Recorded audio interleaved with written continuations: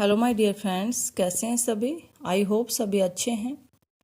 स्वागत है आपका मेरे चैनल जीवा ऑनलाइन कोचिंग क्लासेस में। जो मेरे चैनल पर नए हैं प्लीज़ मेरे चैनल को सब्सक्राइब करें। अगर वीडियो पसंद आए तो लाइक करें एंड अपने फ्रेंड्स और फैमिली के साथ शेयर करें। एंड थैंक यू, मेरे 100 सब्सक्राइबर कंप्लीट हो चुके हैं। थैंक यू आप सभी लोगों का। देखिए आगे हम स्टार्ट करते हैं व्यंजन। हम भाषा का चैप्टर कर रहे थे। हमारा भाषा में स्वर कंप्लीट हो चुके थे यानी, और व्यंजन हम आज करेंगे। व्यंजन के बारे में थोड़ा बहुत मैं आपको पहले भी बता चुकी हूँ। व्यंजन क्या होते हैं? दो चीज़ें हैं, स्वर और व्यंजन। स्वर जो है स्वतंत्र रूप से बोले जाते हैं और व्यंजन स्वरों की सहायता से बोले जाने वाले जो वर्ण है वो क्या कहलाते हैं? व्यंजन कहलाते हैं। परंपरागत रूप से व्यंजनों की संख्या कितनी है? 33। द्विगुण उच्छिप्त व्यंजन कौन कौन से हैं? देखिए ये अलग से है। परंपरागत रूप से कितनी है? 33, लेकिन इसमें दो और जोड़ दिए जाए। उच्छिप्त व्यंजन या द्विगुण व्यंजन कौन से? डै और ढै। मैंने आपको पहले भी बताया था, इनसे जो है शब्द स्टार्ट नहीं होते, या ये तो शब्दों के बीच में लगते हैं या शब्दों के अंत में लगते हैं। अब आता है व्यंजन के भेद जो है। सबसे पहले स्पर्श व्यंजन। स्पर्श व्यंजन जिन व्यंजनों के उच्चारण करते समय हवा फेफड़ों से निकलते हुए किसी स्थान विशेष जैसे कंठ से, तालू से, मूर्धा से, दांत या होठ का स्पर्श करते हुए बाहर निकले। तो ये मैं आपको पहले बता चुकी हूँ। पहला जो हमारा हमने स्टार्ट किया था तब कितने हैं, जैसे इसमें मैंने आपको बताया था कि इनकी संख्या जो है कितनी है? 25 स्पर्श व्यंजन की। कवर्ग, चवर्ग, टवर्ग, तवर्ग और पैवर्ग जो है। अंतस्थ व्यंजन, ऊष्म व्यंजन और संयुक्त व्यंजन, ये वाला मैं आपको करवा चुकी थी, तो इसलिए मैंने दोबारा ये नहीं लिखा, कोई फ़ायदा नहीं है उस चीज़ का। तो देखिए इसमें क्या है कि मैंने आपको ये पूरा एक डायग्राम सा बना दिया है, एक टेबल सी बना दी है। देखिए कवर्ग, कवर्ग जितना है ना, जैसे कै, ख, गै, घै, यानी पहले जो चारों वर्ण है ये कहाँ से बोले जाते हैं? कंठ से बोले जाते हैं। कहाँ से बोले जाते हैं? कंठ से बोले जाते हैं। लेकिन जो ये लास्ट वाला जो वर्ण है, लास्ट वाला कौन सा मैं बात कर रही हूँ किसकी? ये जो हमारे जो ये लास्ट वाले हैं, यानी जो ये रेड वाले में हैं, ये सारे नासिकीय कहलाते हैं। क्या कहलाते हैं? ये सारे नासिकीय कहलाते हैं। लेकिन ये जो आगे वाला है कवर्ग, कवर्ग जो है ये क्या कहलाता है? ये कंठ से बोला जाता है। कैसे बोला जाता है? कंठ से बोला जाता है। ठीक है। और कौन कौन से जो कंठ से बोले जाते हैं? है, ए, आ, अंग, ये कहाँ से बोले जाते हैं? कंठ से बोले जाते हैं। तालु है, यानी तालु से कौन सा इनका उच्चारण स्थान जो है? तालु। तवर्ग कहाँ, जो चवर्ग है वो कहाँ से बोला जाता है? तालु से बोला जाता है। तो च, छ, ज, झ, ये चारों वर्ण कहाँ से बोले जाते हैं? तालु से। मूर्धा, टैठ है, डैड है, ये मूर्धा, मूर्धन्य बोला जाता है वर्ग, मूर्धा से बोले जाते हैं। और मूर्धा से कौन कौन सा? जैसे स आ गया, स कहाँ से बोला जाता है? मूर्धा से बोला जाता है। ठीक है। दांत से कौन कौन से? तै, थ, दै, ध। न किस में आता है? न नासिक के, नाक से बोला जाता है। लेकिन जो स है वो कहाँ से बोला जाता है? दांत से बोला जाता है। होठ या और जो कौन से बोले जाते हैं? पै, फै, बै, भै। और दोनों ऊ कहाँ से बोले जाते हैं? होठ से बोले जाते हैं। रै और ले कहाँ से बोले जाते हैं? दंत मूल यानी मसूड़े से बोले जाते हैं। रै, ले। वह में आपका जो दंत है और जो ओष्ठ है दोनों क्या करेंगे? टच बोल के देखना, वह, तो ये दंतोष्ठ कहलाता है। और ये पीछे के जो पांचों हैं और अंग, ये कहाँ से बोले जाते हैं? नासिकी है ये। अब आता है नेक्स्ट, स्पर्श संघर्षी कौन से होते हैं? डायरेक्ट क्वेश्चन आता है, 4 ऑप्शन दे दिया आपको, च, छ, ज, झ, ये स्पर्श संघर्षी कहलाते हैं। यानी च वर्ग जो हम पहले आपको बताया था, च वर्ग जो है क्या कहलाता है? तो इसमें क्या आता है? च हो गया, छ, ज और झ, च, छ, ज, झ, ये च वर्ग कहलाते हैं। संघर्षी ये है स्पर्श संघर्षी। और इधर लिखा है संघर्षी व्यंजन कौन से होते हैं? जिसमें जो हमारी आवाज़ जो है घर्षण के साथ, यानी हमारी जीभ से रखते हुए क्या बाहर निकले, वो क्या कहलाते हैं? संघर्षी। तीनों स और है। इसी का ही स्पर्श व्यंजन में पहला हो गया हमारा स्पर्श संघर्षी कौन सा है? नेक्स्ट है घोषतव के आधार पर। घोषतव क्या होता है? स्वतंत्री, जो हमारी जो स्वतंत्री जो होती है उसमें कंपन के आधार पर। तो पहला होता है एघोष। मैंने अभी ऊपर आपको बताया नहीं, वहां पर एघोष, अल्पप्राण, महाप्राण ये भी लिखे हुए हैं, तो पहले एक बार यहां से समझिए। अलग से टेबल बनानी पड़ती है तो मैंने उसी में लिख दिया। जिन ध्वनियों के उच्चारण में स्वतंत्रियों में कंपन जो है उत्पन्न न हो, जिन ध्वनियों के उच्चारण में स्वतंत्रियों में कंपन न हो, वो क्या कहलाता है? एघोष। अब देखिए डेफिनेशन कोई नहीं पूछता, अब आपसे पूछेगा कि कोई भी 4 ऑप्शन इसमें से एघोष कौन सा है, तो आपको पता होना चाहिए। हर वर्ग का पहला और दूसरा व्यंजन, हर वर्ग का, हर वर्ग कौन कौन सा? जैसे यहाँ पर कै, ख, च, छ, ट, ठ, त, थ, प, फ, ये आगे आगे दोनों ये क्या कहलाते हैं? ये एघोष कहलाते हैं। पहला और दूसरा व्यंजन क्या कहलाता है? एघोष कहलाता है।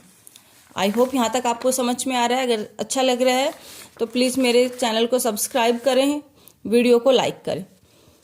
नेक्स्ट है सघोष। सघोष क्या होता है? जिन ध्वनियों के उच्चारण में स्वतंत्रियों में कंपन जो है न हो, हर वर्ग का तीसरा और चौथा पांचवा वर्ण व्यंजन, हर वर्ग का तीसरा चौथा, यानी पहला और दूसरा तो क्या कहलाता है? एघोष। और पीछे के तीनों क्या कहलाते हैं? सघोष। एघोष पहले दोनों, सघोष पीछे के तीनों। अब देखिए सारे वर्ग के हो गए ये। आपको ऑप्शन में ये 3 दे दिया, एक और दे दिया, जैसे दे दिया आपको टैट है, डेड है, तो इसमें से पूछ लिया कि सघोष कौन सा होता है, तो कौन सा हो जाएगा भाई? कोई भी आपको आगे कि ये दोनों सघोष है, सॉरी एघोष, और पीछे वाले तीनों क्या है? एघोष। तो याद रखना, ये आपको याद करने पड़ेंगे व्यंजन। तो ये क्या है? पहले वाले दोनों एघोष, पीछे वाले तीनों सघोष। आई होप समझ में आ रहा है आपको। नेक्स्ट प्रांतव के आधार पर। प्रांतव का मतलब क्या होता है? हवा। तो अल्प प्राण, महाप्राण। देखिए सघोष पढ़ा आपने और एघोष पढ़ा, तो ऐसे वो एघोष ऐसे स्टार्ट हो रहा था, अल्प प्राण भी जो है ऐसे स्टार्ट हो रहा है। तो अल्प प्राण में क्या हो जाएगा? हर वर्ग का पहला, हर वर्ग का पहला, तीसरा और पांचवा व्यंजन, हर वर्ग का। देखिए हर वर्ग का कौन कौन सा? पहला, तीसरा और पांचवा। हर वर्ग का पहला, तीसरा और पांचवा, हर वर्ग का, ये क्या कहलाते हैं?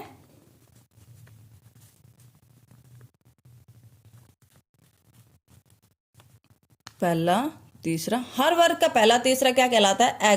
अल्प प्राण कहलाता है। देखिए दोनों ऐसे स्टार्ट हो रहे तो पहले से स्टार्ट होगा। एघोष छोटा है, इसका मतलब उसमें 2 व्यंजन आएंगे, 2 व्यंजन वर्ण आएंगे, और अल्प प्राण थोड़ा बड़ा है तो उसमें 3 आएंगे, लेकिन स्टार्टिंग दोनों की पहले से होगी। पहला, तीसरा और पांचवा क्या कहलाता है? अल्प प्राण। बच कौन कौन सा गया? दूसरा और चौथा, दूसरा और चौथा, ये क्या कहलाते हैं? महाप्राण कहलाते हैं। ठीक है, अच्छे से लिख लीजिए इनको सुंदर राइटिंग में, जैसे आपको समझ में आता है। नेक्स्ट देखिए, महाप्राण। जिन व्यंजनों के उच्चारण में मुख से हवा निकले, इसमें दूसरा और चौथा व्यंजन जो मैंने अभी आपको बताया, कै के बाद जैसे ख आता है, ग के बाद घ आता है, तो ख और घ क्या कहलाते हैं? महाप्राण कहलाते हैं। ठीक है, हर व्यंजन का। अब आते हैं अंतस्थ व्यंजन, जैसे ये लव पहले भी आपने किया है, तो इसमें से सघोष। सघोष कौन कौन से होते हैं? हर व्यंजन वर्ग का तीसरा, चौथा और पांचवा वर्ण क्या कहलाता है? सघोष। उसके अलावा य लव, ये भी क्या कहलाते हैं? सघोष और अल्प प्राण कहलाते हैं। य व, ये क्या है? अर्धस्वर। य और व क्या है? अर्धस्वर। ल क्या है? लुंठित व्यंजन। डायरेक्ट आता है कि र जो है इनमें से कौन सी ध्वनि है, तो कौन सी है? लुंठित व्यंजन। र लुंठित में आएगा, और जो ल है पार्श्व वर्ग। कौन सा है? पार्श्व वर्ग। यानी क्या करेंगे? ल से स्टार्ट हो रहा है तो उसका आंसर ल से स्टार्ट नहीं होगा। र है तो ल से स्टार्ट होगा, ल है तो पै से स्टार्ट होगा। आई होप आपको समझ में आ रहा होगा। अच्छे से नोट्स तैयार करिए इनके अपनी लैंग्वेज में, जैसे आपको अच्छा लगता है। इसके बाद देखिए जो ऊष्म व्यंजन जो है, ऊष्म व्यंजन क्या होते हैं? जिसमें आवाज जो है घर्षण के साथ बाहर निकले। तो इसमें आपको क्या है, तीनों स है। तो तीनों स तो क्या है, एघोष। तीनों स क्या है, एघोष और अल्प प्राण। क्या आएंगे, अल्प प्राण। लेकिन जो है क्या है, सैघोष और महाप्राण। नेक्स्ट देखिए, उच्छिप्त व्यंजन क्या है, ड और ढ। तो दोनों ड और ढ क्या है, सैघोष, और ड जो है अल्प प्राण है, ढ जो है महाप्राण है। एक बार पढ़ेंगे आपको डिफिकल्ट लगेंगे, एक दो बार कर लेंगे इजी से लगने लग जाएंगे। लेकिन स्टार्टिंग में जो बच्चा करेगा उसको थोड़ा ये लगेगा कि पता नहीं क्या नया है। बाकी टेंशन लेने की जरूरत नहीं है, याद हो जाएंगे आपको एक दो बार, जब आप एग्जाम तक आप बार बार रिवाइज करेंगे तो। अयोगवाह क्या होते हैं, अयोगवाह तो देखिए जिनके पीछे बिंदी लगती है, अंग आहा, ये क्या कहलाते हैं, अयोगवाह कहलाते हैं। तो ये जो एक बिंदी होती है इसको तो क्या बोलते हैं, अनुस्वार। इसको क्या बोलते हैं, अनुस्वार। अनुस्वार जैसे हंस, अंश, कंस, ये अनुस्वार कहलाते हैं जिसके ऊपर एक बिंदी होती है। विसर्ग जैसे प्रातः है, नमः है, अंतःकरण, जिसके पीछे विसर्ग लगा हो। तो अयोगवाह कितने होते हैं, दो, अनुस्वार और विसर्ग। अनुनासिक जिसके ऊपर चंद्र बिंदु मिल जाए, यानी इनका जो संबंध होता है, यानी कहाँ से बोले जाते हैं, नाक और मुंह से बोले जाते हैं। और हर वर्ग का पंच अक्षर, यानी हर वर्ग का पांचवा वर्ण क्या कहलाता है, यानी ये पांचों पीछे वाले पांचों क्या कहलाते हैं, अनुनासिक कहलाते हैं। जैसे चांद, आंख, सांप। नुक्ता क्या होता है, जिसके नीचे बिंदी लगी होते हैं, जैसे जैफ है। ये तुर्की, अरबी, फारसी में प्रयोग किए जाते हैं। कहाँ पर प्रयोग किए जाते हैं, अरबी, तुर्की और फारसी भाषाओं में इनका प्रयोग किया जाता है। आगत क्या होते हैं, आगत का सिंबल क्या होता है, ये वाला जो सिंबल है ये किसका है, आगत का सिंबल है। ठीक है, तो डॉक्टर और बोल जो है इत्यादि क्या कहलाती है, आगत ध्वनियां कहलाती है। तो आप एक बार अच्छे से रिवाइज कर लेना, दोबारा रिवाइज करेंगे, क्लास काफ़ी लेंथी हो जाएगी। यहाँ पर आपका भाषा का चैप्टर कंप्लीट होता है। आई होप आपको क्लास अच्छी लगी है। अच्छी लगे तो लाइक करना, शेयर करना और प्लीज़ मेरे चैनल को सब्सक्राइब करना। मिलते हैं नेक्स्ट क्लास में। Have a good day.